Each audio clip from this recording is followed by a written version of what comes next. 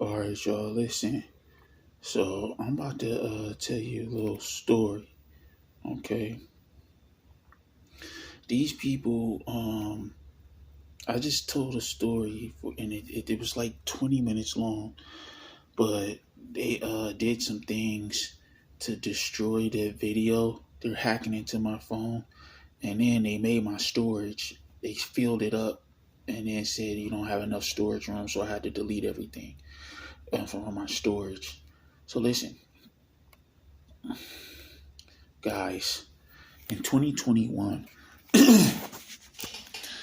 I was living in an apartment building on Roaming Road called The Woods. And it was a really, really bad sewage floodage. Okay. I was there for 7 years, pay rent on time, everything, never had a problem um, with paying rent and none of that. So the thing is, the manager, they changed managers.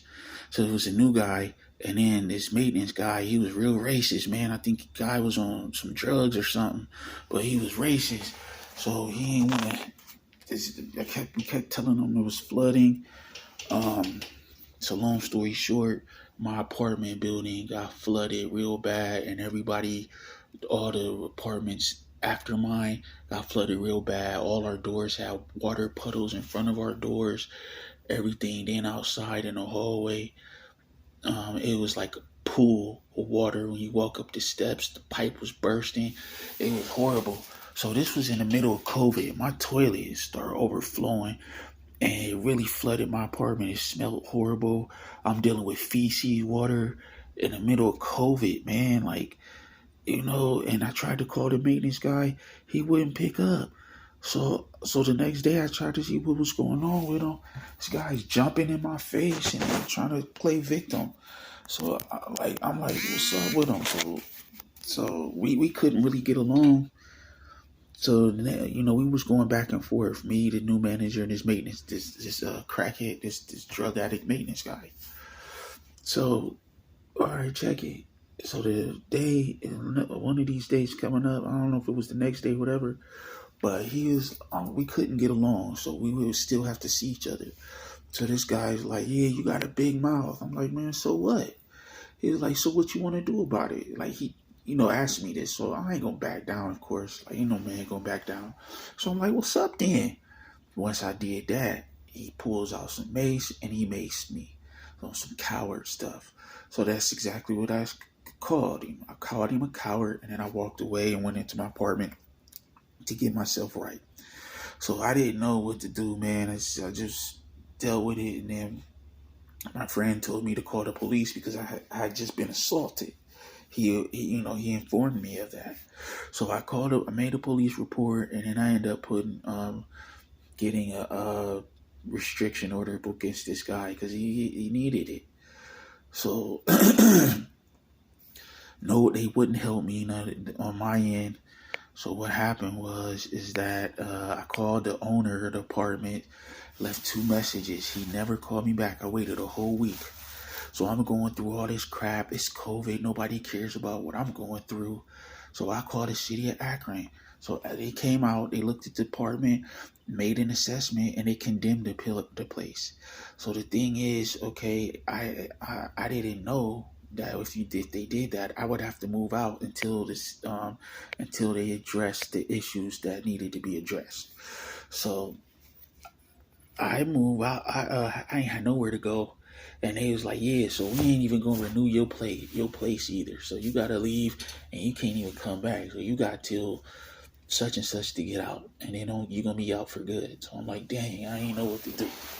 So I couldn't find a place that fast. I was going on Craigslist and everything. No, I couldn't get in nowhere, guys. But it's this one guy, just out of the blue. He was like, "Yeah, I'll let you in." Gave me a place, and over the phone he quoted me at $550. So once I got into him in person, he was like $600. And then after I signed the deal, he was like, "Yeah, if it's roaches, let me know." And then like he was like, they was bullying me, kind of like he's trying to kind of bully me throughout the times, trying to strong arm me, you know. kind of doing things little here and there. They took out my whole window, spying on me, hacking my phone, all this. I was under 24-hour surveillance with these guys, but I didn't even know it. So come to find out, I'm living under a mob boss's apartment building. I didn't know that. But the same time when I moved into his apartment building, I opened up a store in Menor Mall, Great Lakes, with my airbrushing, right in the food court, right? So, but it was a lot of mobster energy up there. And they would sit in front of my store and just congregate and, do their mobster stuff. I didn't think anything of it. But throughout time, it got real bad, and they were sending people up there to harass me. They was follow me around after when I got off. When I got off, back and forth to Akron, from Akron to Cleveland. They really had a mobster energy on me, so tough, to where eventually this guy kicks me out of his apartment building, and then he had his mobster friends shut my business down. So I signed a year lease to stay in his building. I stayed 6 months, and it was a situation where he tried to backdate the rent to make it seem like I was paying last month's rent again, just little stuff like that. So I'm like, nah. So I had to call the police and all this, and he was like, get out my. So I'm like, all right, fine. So I ain't had nowhere to go, but I still had my business. But that's when he turned up and was harassing me real hard and pushed me out my business in the mall. So I got ran out of that place and ran out of my business, and I ended up going to Atlanta. So what happens when I went to Atlanta is I opened up a business there. They did the same thing there, but it was a different way. So I said, you know what? I'm still in Atlanta. I'm gonna go ahead and just do my Facebook store. So I had a store, and they end up hacking my store, making me lose out on everything that I worked hard for. And it's my eBay store. So I ended up calling this guy that I knew. I helped him out with the airbrush. I opened up his store. I blessed him. I did so much stuff for this guy. So he said he would help me out. So I go all the way to Connecticut. I work for this guy. He's like, oh yeah, I'm gonna get you a place. We're gonna get you stable. So he was a real hater. I didn't know why, because I helped him. But I worked there for like 4 months, and I accumulated over $11,000. He made sure every cent went out to motels, eating out. He kept saying, oh, I'm trying to find you a place, man, but it's a lot of hackers, a lot of scammers and all this. And you just came out of the blue, out of nowhere, I'm like, because I know I needed him to co-sign. So I'm like, you know what? After I got his store where it needs to be, back up to par with all nice displays, it took me 3 months to do it. So I said, you know what? Hey, I've been busting my butt for you, and I'm still struggling, no money, and I'm blessing the community, and I don't have anything to show for it. So either you give me a place or I ain't gonna airbrush nothing. So he's like, you're twisting my arm. This guy gets me a place within 1 day. He had like 3 or 4 places lined up. I went with the one that he suggested, and of course they were the mobster places. The people that have been harassing me all this time, they connected with him. I didn't know that, but this guy and his assistant harassed me the whole time. But they were influenced by these mobster people. So he told them, make him go in this apartment complex. And that's exactly what I did. And what does he do? He's trying to play with my money and keep me broke. And when I wouldn't allow that, he fires me. So I signed a year lease, paying $1,400 a month in this apartment complex where I just moved in. I'm not even a month in, and this guy fires me. So I didn't know what to do. I came all the way out there just to work on what we agreed upon. And he co-signed. So guess what? Now I'm in debt with this guy, with these people, right? So long story short, I ended up getting a new store, an airbrush store in the mall in Connecticut. You know what I'm saying? I didn't know what to do. I was going off of faith. I ain't had no money or much money or anything. I just going off of heart. So I opened up a store, and it was I was getting it off the ground, and everything. And then he said he had a weekend, and they sent their mobsters up to do the same thing that they did to me in Great Lakes and Manor Mall. So they had their mobsters doing their strong arming thing. I tried to tell the mall manager same thing I did up in Great Lakes. So he didn't want it. He was with them, so he's not. He turned a blind eye to it, right? So I said, you know what? I don't feel safe. I don't feel, because they was following me around on site of work. It was just really ridiculous, right? So I'm like, all right, so okay. So I shut down my store and I packed my stuff. I hop on a Greyhound. They harassed me the whole Greyhound ride. They delayed all of my boarding onto the next bus. All of my stuff got delayed. I had to wait 24 hours in one trip. The other one I had to wait like 8 hours. A bunch of stuff, right? So when I get back to Akron, I'm homeless. I ain't got nowhere to go. So I go over to my grandfather's house and live with my uncle.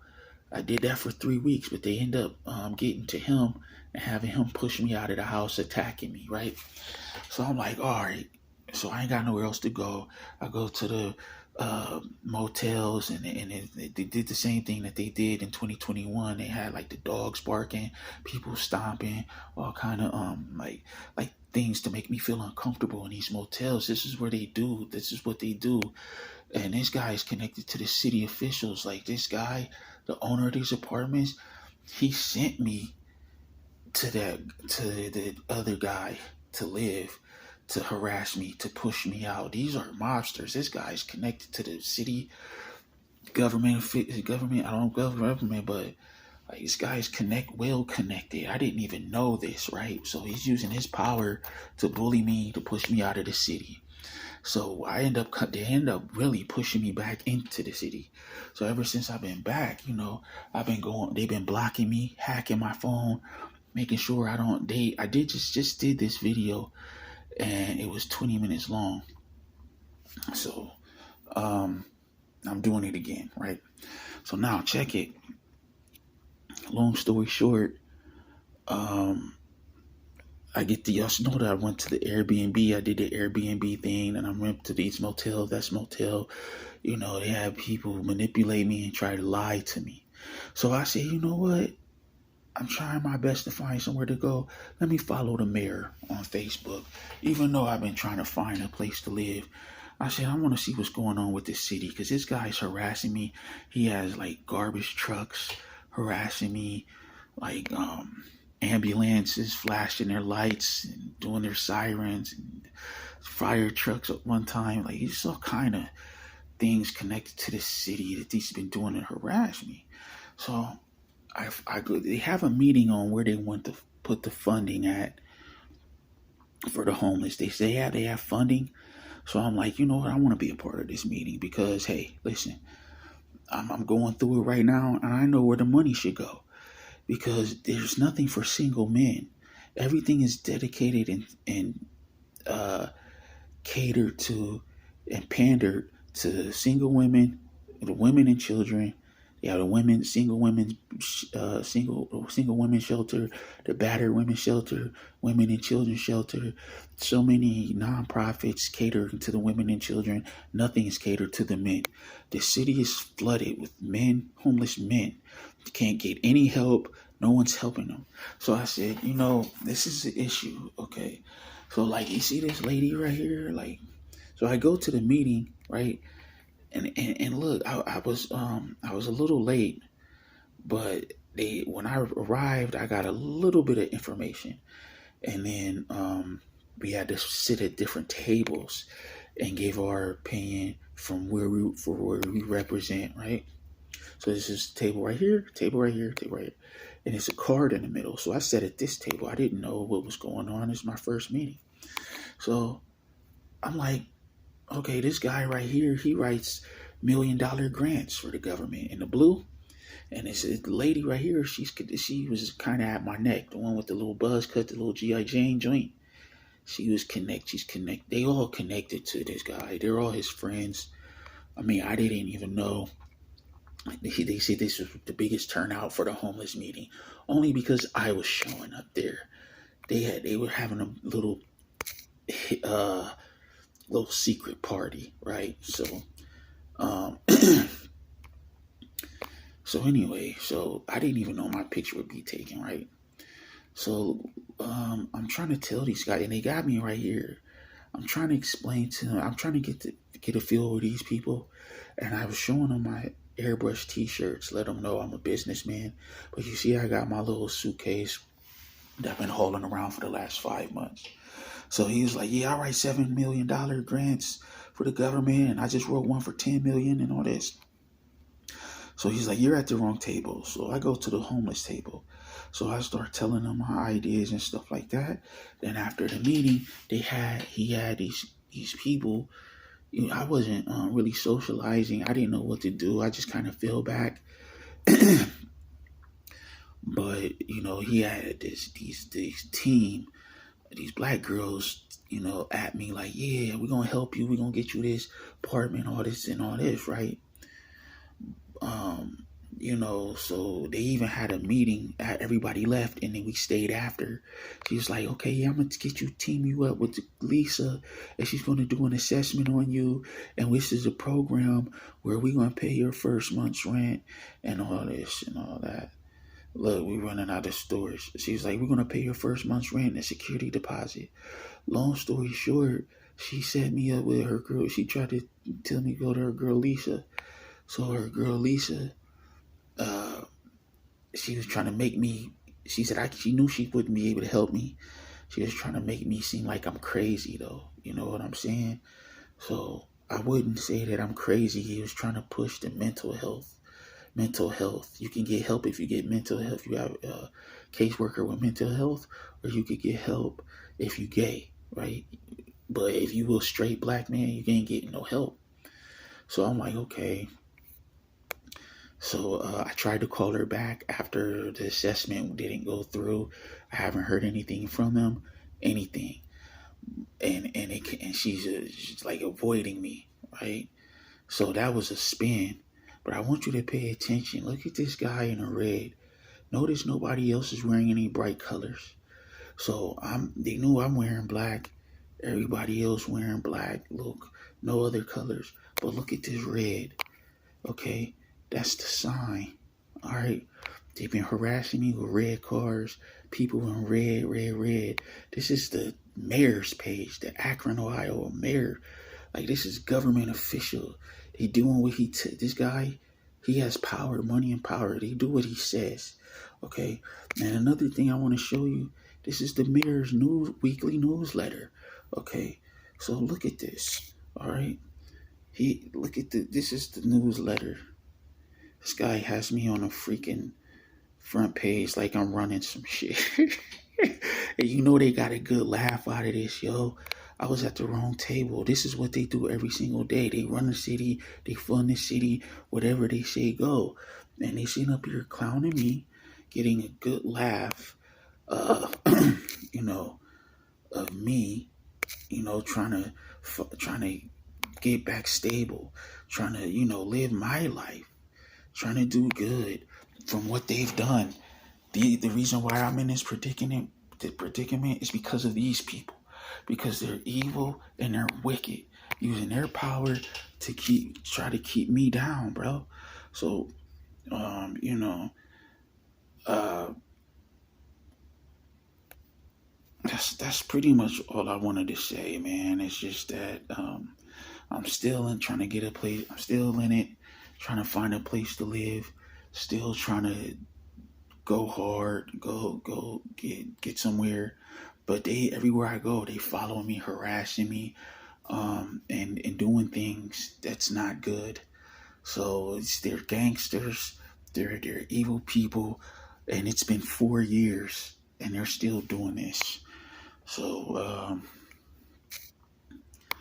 you know, I just wanted to point this out. So and then the lady that said that the people that said they were going to help me, they won't even pick up the phone, man.